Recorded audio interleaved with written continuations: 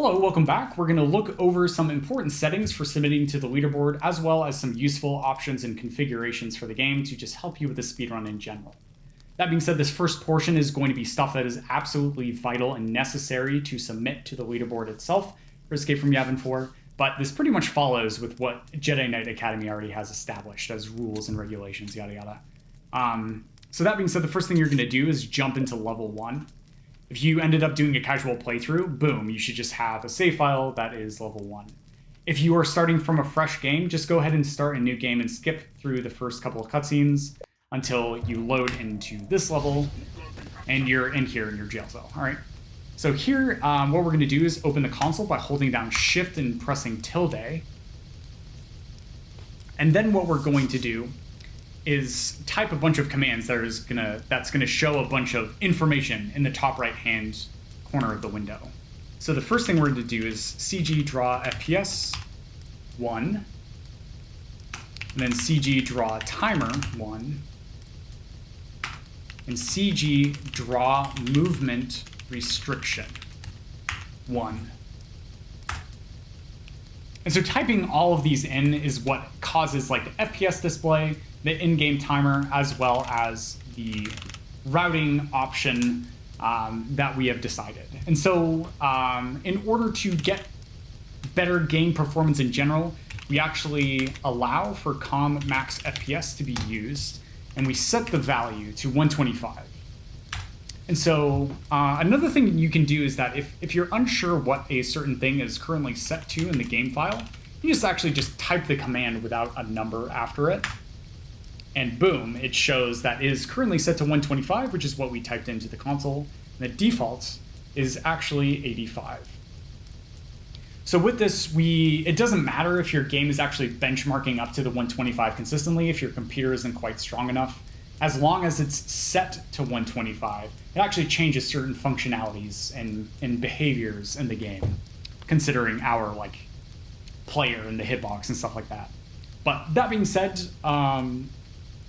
other stuff that we want to do is we want to turn off velocity reduction on ground impact, which is what I am going to base the beginner's tutorial around, just because I think it's the most beginner friendly.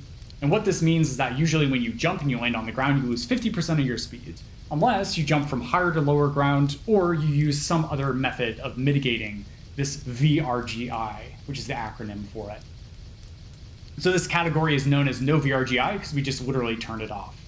And so how you turn it off using the Speed Academy modification, which we installed in the setup in the previous video, is you end up typing in G-stick landings, and you set that value to 0. And when you set G-stick landings to 0, what you are actually going to end up seeing is that a JO is going to appear in the top right corner of the screen. This stands for Jedi Outcast, which does not actually have any VRGI in the game itself, but Academy does. So now we have turned off velocity reduction on ground impact.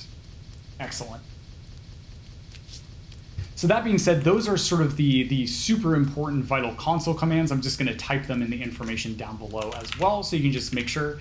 If for some reason you are only clocked at 60 FPS for the FPS counter, that is most likely because either your game has VSync on, so go ahead and turn video sync off under setup and video. Just turn that off. And if that doesn't work, then go ahead and turn off video sync in your graphics card driver options. So there should be some system settings where you can actually just change your graphics card driver and just turn video sync off there. But some other sort of useful stuff in the options menu, make sure to turn off dynamic glow. This is something that just causes lag for certain players. The other ones are fine. Sounds usually we have pretty low in general as well. Slow motion death, turn this on to never. First person guns, turn this off. View swaying, turn off. And then under configuration, let's just talk about some of the bindings. WASD I use for movement, which you will see in the input display in the bottom right-hand corner of your screen during the guide. Jump on spacebar and crouch on whatever key, whether it's Control or C or something else, whatever is most comfortable for you. Okay. And then the interaction, attack, alternate attack, and lightsaber style I'm going to be referring to throughout the tutorial as well. Having use bound on a key is extremely important. We're going to be using this all over the place. So make sure it's on E or something that's very close to WASD that you can just get to very easily, because it's probably the most important bind in the game outside of jumping and moving. And then weapons, lightsaber toggling is useful, as covered in the lightsaber mechanics tutorial a little bit earlier. And then the heavy repeater we're going to be using a lot, and the concussion rifle we're going to be using a good amount. So make sure that these are bound to easy access places. Alternatively, you can use mouse wheel to switch between weapons, but definitely have the lightsaber bound to something if you're using single saber. Cool. So for force powers, push is useful, very useful, especially if you get force gripped. Pull is going to be important for some sequence breaks. Speed is also going to be useful for some sequence breaks, especially for beginner route. Absorb and protect are absolutely vital in the later missions, so definitely have these on keys that are going to be accessible to you. And force heal is probably the most important force power besides force jump. So make sure this is on something that is like of equal import to the use bind.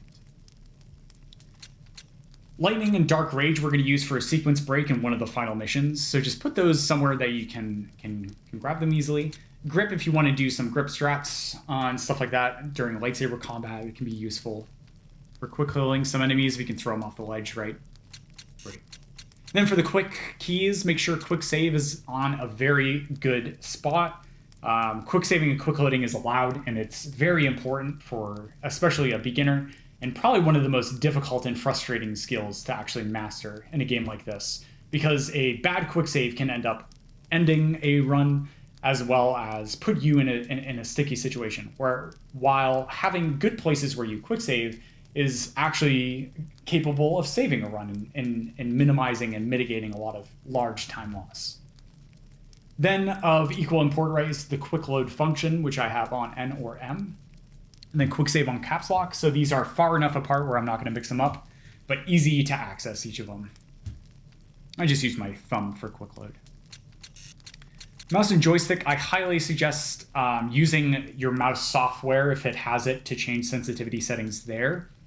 However, I would change the sensitivity settings here over using Windows. Don't use like Windows sensitivity changes, because the way it scales it is really wonky and bad. It like skips over pixels and stuff. It's not great. Having smooth mouse on no is something I use as well, and then invert mouse, of course, is off. And then under other, definitely having third person. This just toggles it between third and first person when you're holding a ranged weapon or like a thermal detonator or something. Have auto switch off, have it be on don't switch, and then always run you want onto yes. But yeah, that pretty much does it for the settings. If you have any questions, you can just kind of go back and see my bindings, as well as just joining the Discord is the best way to ask for help and advice, especially as we go into the levels themselves. But yeah, that's it, and I believe we are going to be jumping into some missions next. Heck yeah. See you there.